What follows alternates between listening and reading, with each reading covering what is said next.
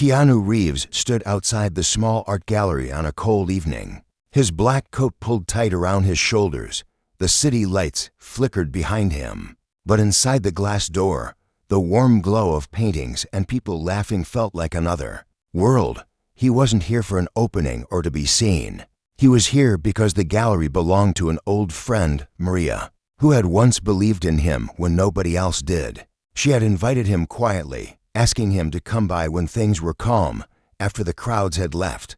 Keanu had learned long ago that fame was a double-edged sword.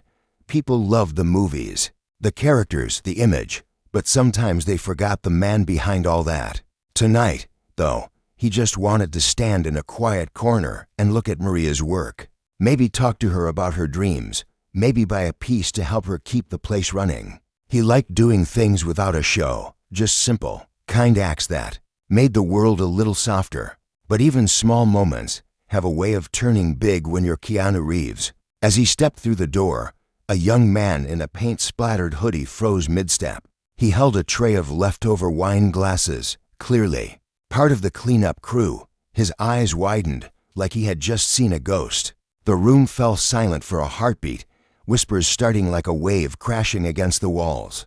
Keanu smiled gently, nodding at a few people who recognized him but kept their distance. He hoped the night would stay gentle, but outside, something else was happening.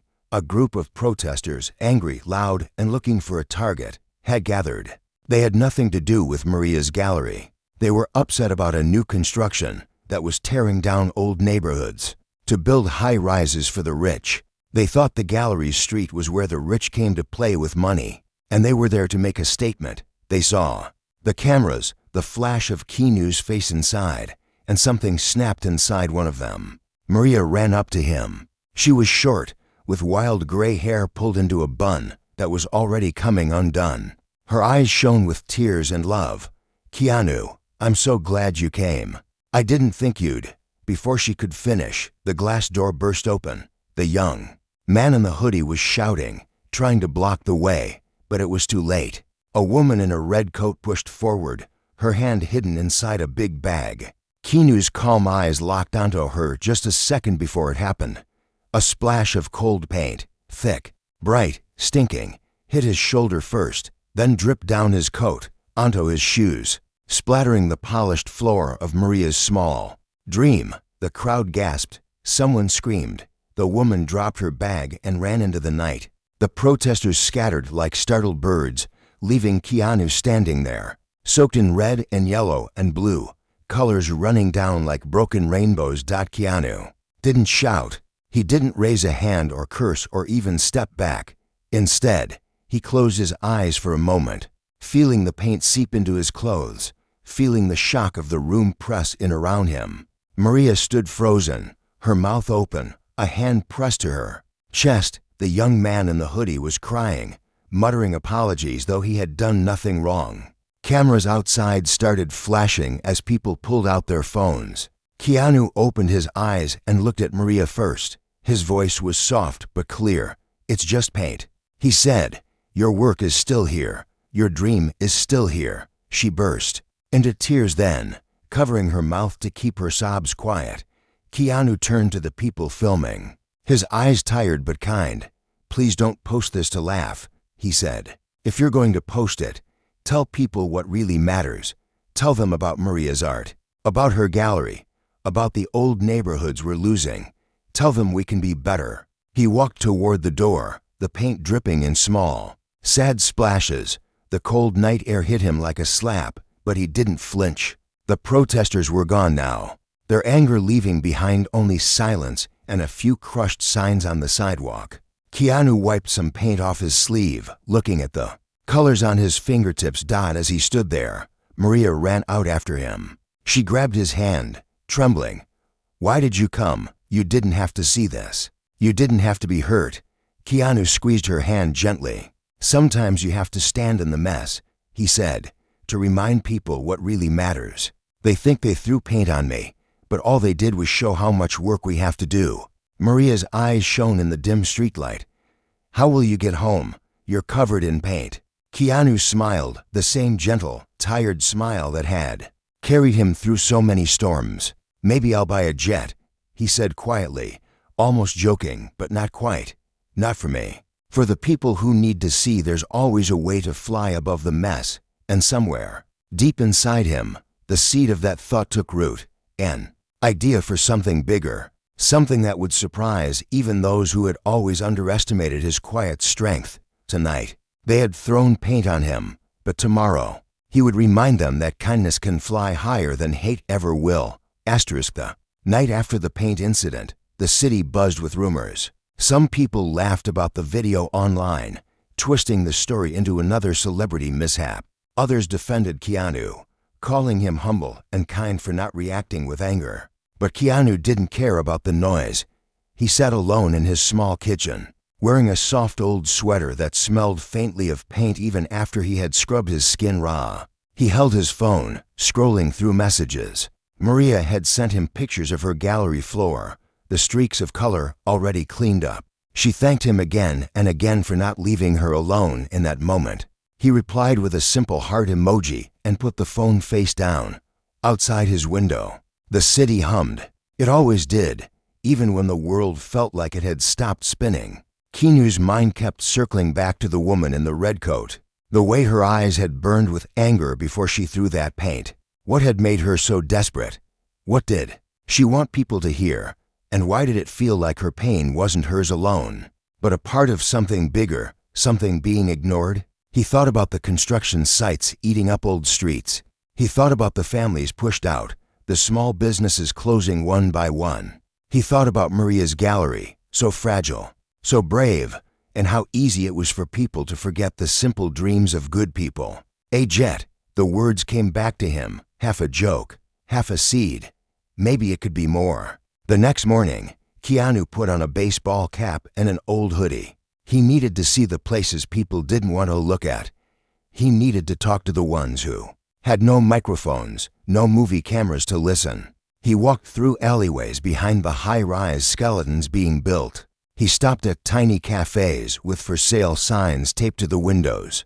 He sat on cold benches with old men who remembered when this street was all mom-and-pop stores. Instead of glass towers, an old man named Jasper caught his eye. Jasper sat in a broken wheelchair near a construction fence, scribbling on scraps of cardboard. When Keanu asked what he was writing, Jasper looked up with cloudy eyes and said, "Dreams, someone's got to keep them alive."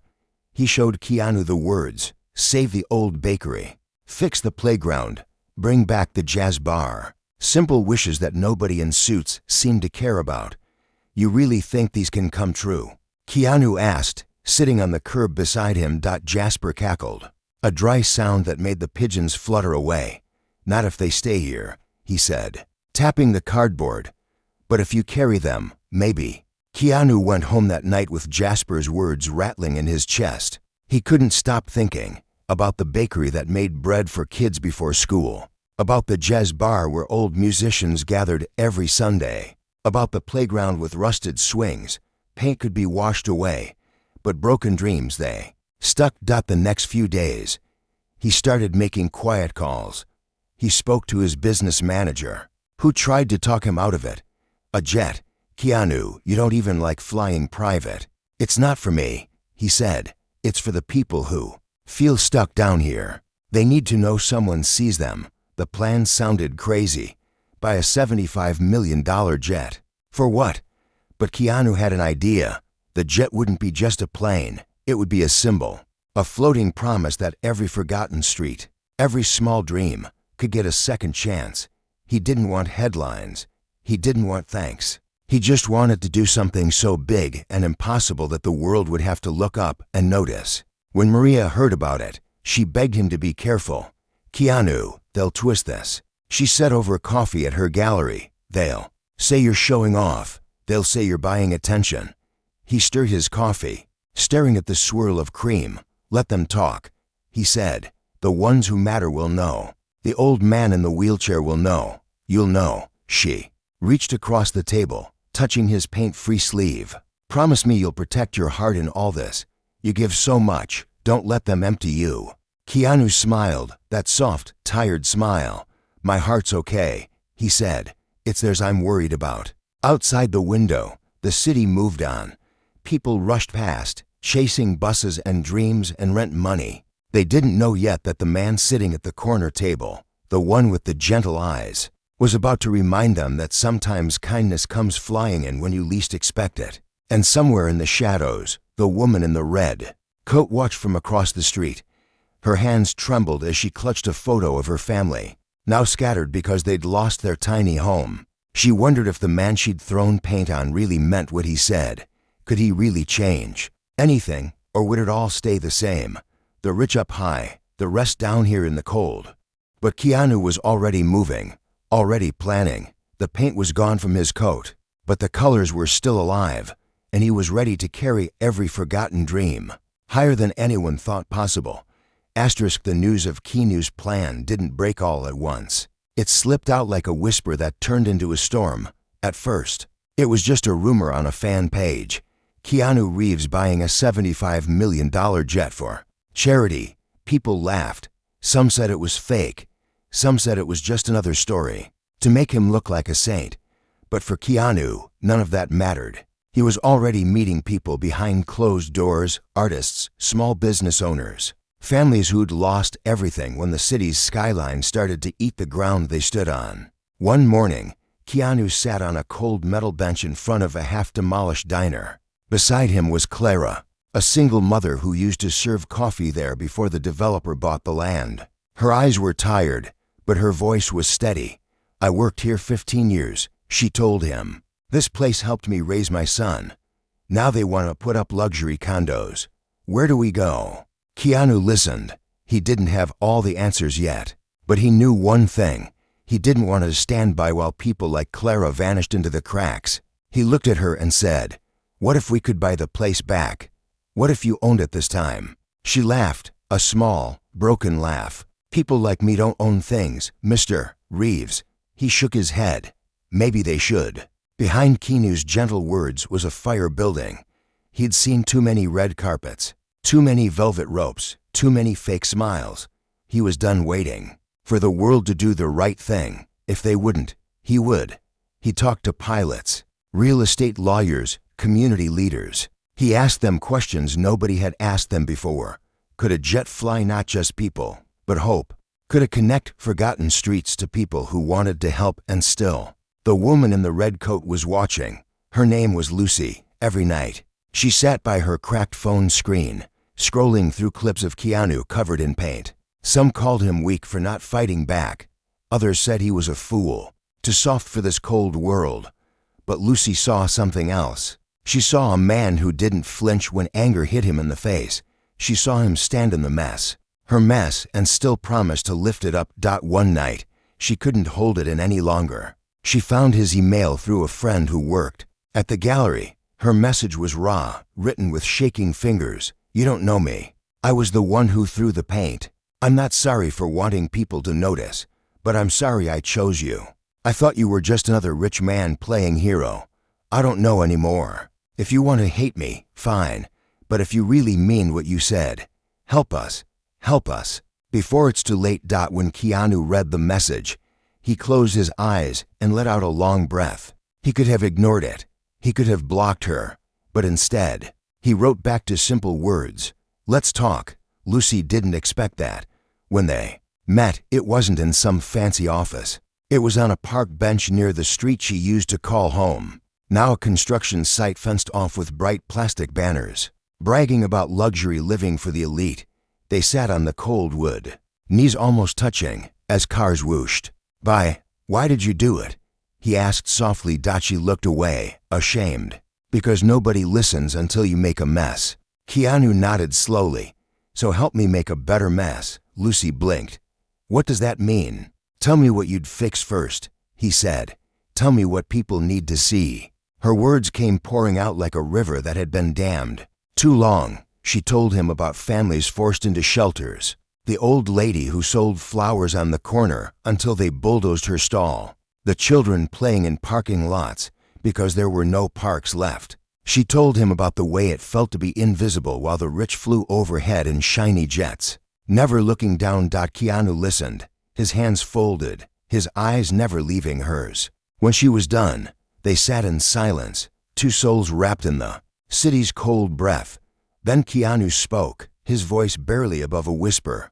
"We're going to buy a jet," he said, "and we're going to use it to make people look down, to see what they're ignoring." Lucy stared at him. "A jet won't fix this." "No," he agreed. "People will, but sometimes you need something impossible to wake them up." The plan began to take shape like a fragile bird learning to fly. Keanu didn't just want headlines. He wanted people to walk into the streets they'd forgotten, to meet Jasper in his broken wheelchair, to drink coffee at Clara's diner, to buy art from Maria's gallery. He wanted the jet to carry donors, volunteers, investors, people with power to the places that needed it most. He wanted them to look out the window and see not just clouds, but the cracks on the ground where real life was happening. When word spread, the critics sharpened their knives. Some called him reckless. Some said it was just a stunt. But Lucy sat by his side at every meeting now, her eyes fierce, her voice steady. "You threw paint." He'd tease her gently. "Now we paint hope." And somewhere, in the back of an old diner, Clara unlocked the door one more time.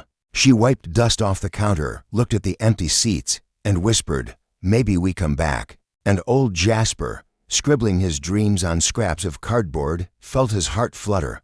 Maybe, just maybe, this time someone was carrying them where they could finally breathe. The day the jet arrived, it did not roar in like a king's parade. There were no red carpets rolled out on the runway, no glittering celebrities or flashing lights. Instead, Keanu stood alone on the tarmac, wearing his old leather jacket and a baseball cap pulled low. Beside him stood Lucy, her red coat replaced with a simple black one she'd borrowed from her sister. Her hands were cold but steady in her pockets. The plane gleamed under the gray morning sky. It was big, sleek, and perfect, a flying symbol of something that felt impossible just weeks ago. On its side, painted in simple white letters, were three words that made Lucy's throat tighten: "Acts of kindness. It's really happening." She whispered. Keanu smiled, that same gentle smile that never needed cameras to shine. "It's not just the jet, Lucy, it's what we do with it."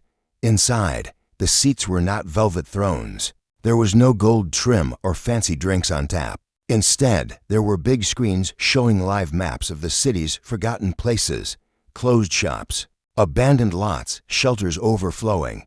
Pinned photos lined the walls, Maria in her gallery, Jasper with his scraps of dreams, Clara behind her diner counter wiping a tear from her eye. Every seat came with a folder, stories of people who lived on the streets below.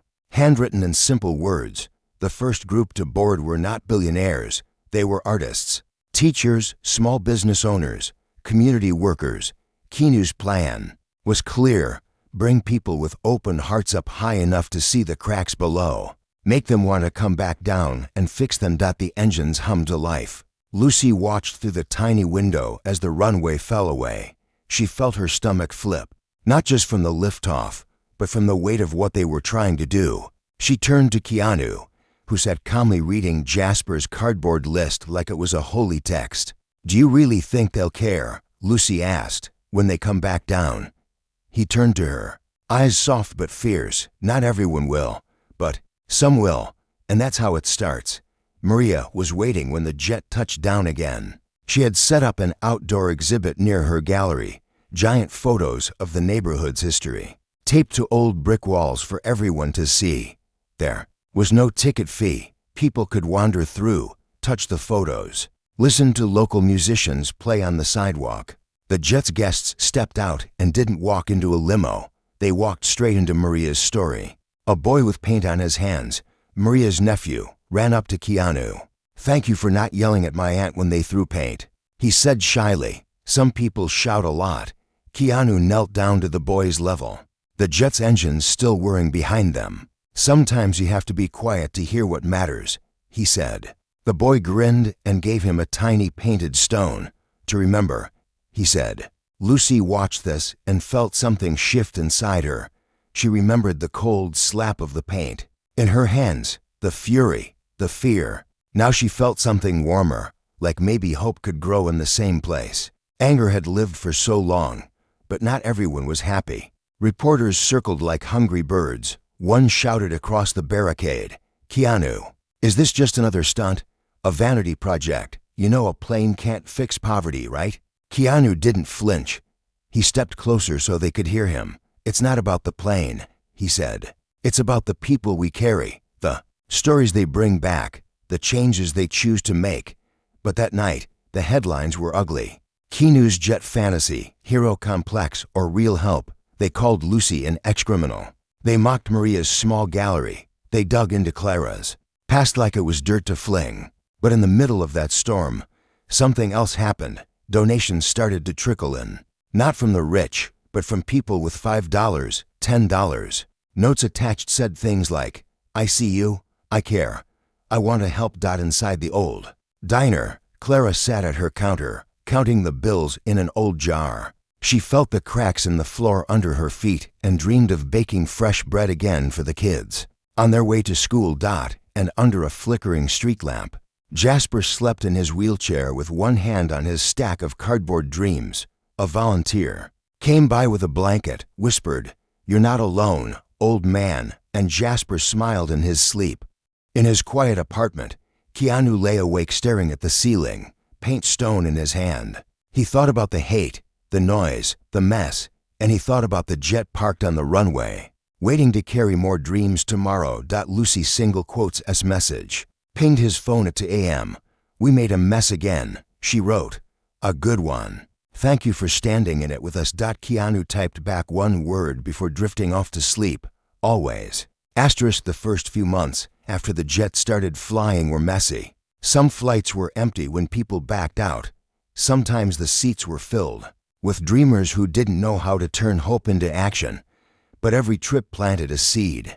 Every landing left something behind. A grant for Clara's diner, new paint for Jasper's shelter, art supplies for Maria's gallery to teach local kids. Lucy became the face people didn't expect. The woman who once threw paint was now standing at community meetings with Keanu, telling her story without shame.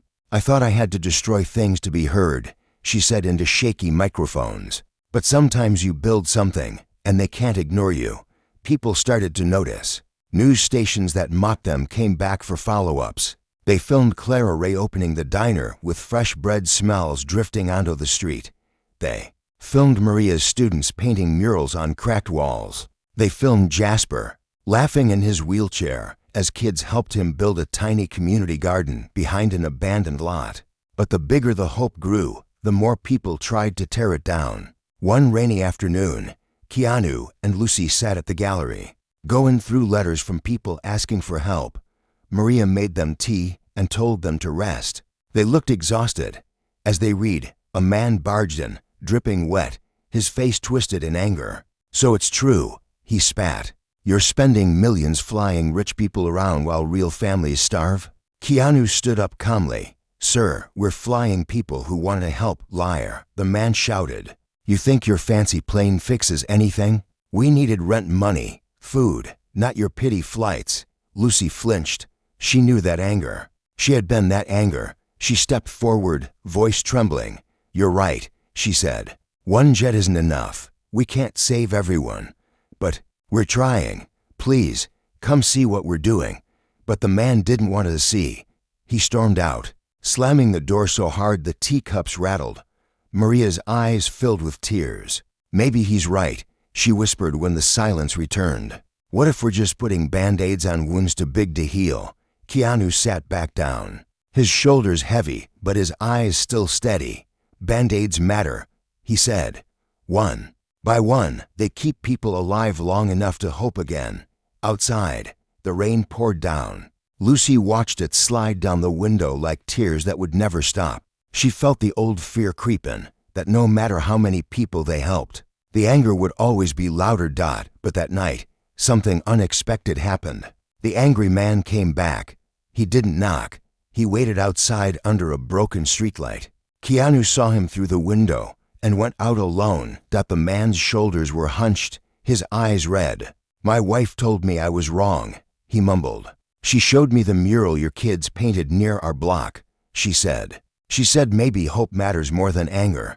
Keanu didn't lecture him or demand an apology. He just stood there in the rain, hand on the man's shoulder, letting the silence say what words could in single quotes t. Inside, Lucy and Maria watched from the window. Lucy whispered, "Do you think people can really change?" Maria nodded. "I think. They just need someone to stand in the rain with them." Meanwhile, Jasper's tiny garden behind the shelter bloomed faster than anyone expected.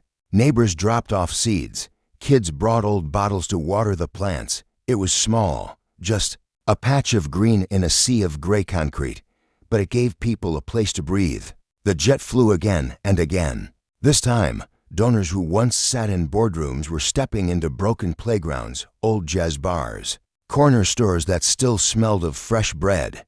They didn't just sign checks. They rolled up sleeves, painted walls, cleaned streets. Some of them cried when they saw how people lived, how they had been invisible for so long. Lucy walked through the old diner one evening and saw Clara teaching local teenagers how to bake. She snapped a photo and sent it to Keanu with a simple message, proof that one seat on your jet changed 10 lives. But Keanu didn't see the message right away. He was on the jet again, sitting next to a young student who dreamed of turning an empty lot into a free library. They flew high above the glittering city, the lights below looking so tiny, like problems that could be solved if you just reached down. As the engines hummed, Keanu closed his eyes, Jasper's paint stone warm in his palm.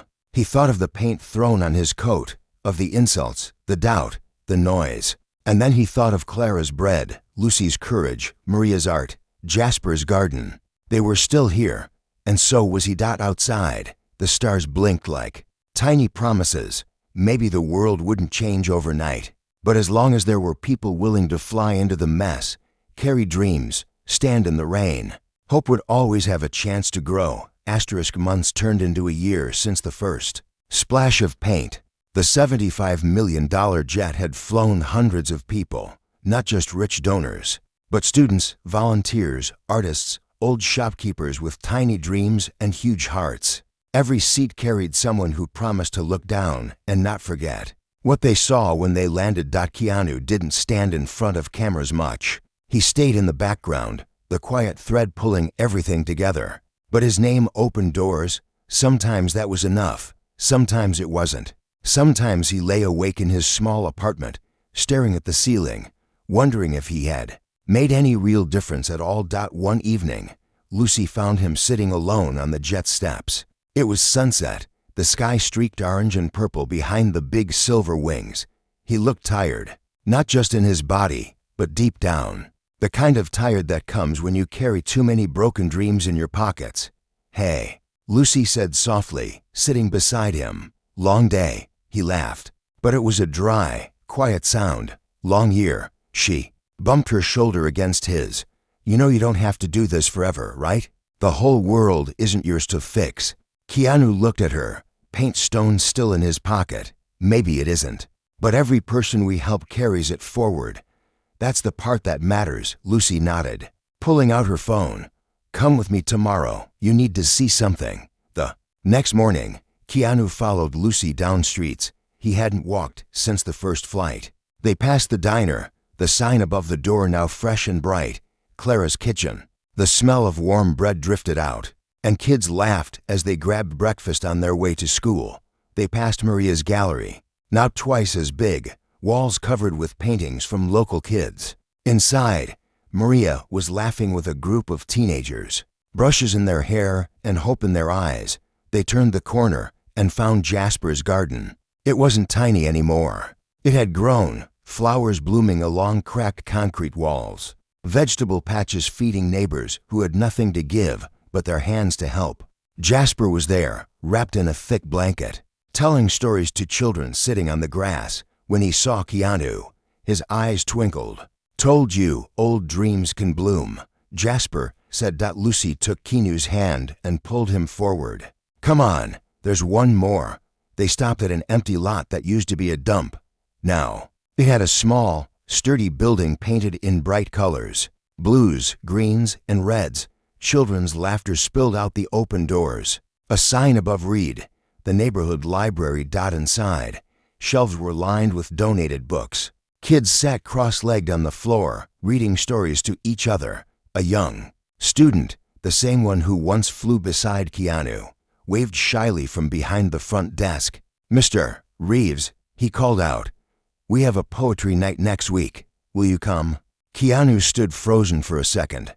He felt something warm slip down his cheek, not paint this time, but a single tear. Lucy squeezed his hand tighter. "This is what your jet did," she whispered. "This is what standing in the mess did." Outside, people gathered, neighbors, old shop owners, kids with fresh bread, artists with paint under their nails. They weren't there to take selfies or beg for charity. They were there because they had become family. Hope wasn't just flying overhead anymore. It had landed. Someone tapped Keanu's shoulder. It was the angry man from months ago, the one who had screamed in the gallery.